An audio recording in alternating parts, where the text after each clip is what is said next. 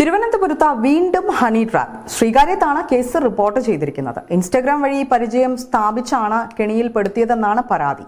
Honey trap തട്ടിപ്പ് നടത്തിയ യുവതിയും സുഹൃത്തുമാണ് ഇപ്പോൾ പിടിയിലായിരിക്കുന്നത്. ശ്രീകാര്യം സ്വദേശിനി സൂര്യ, പാപ്പനംകോട് സ്വദേശി കൈലാസ് എന്നിവരാണ് പിടിയിലായത്.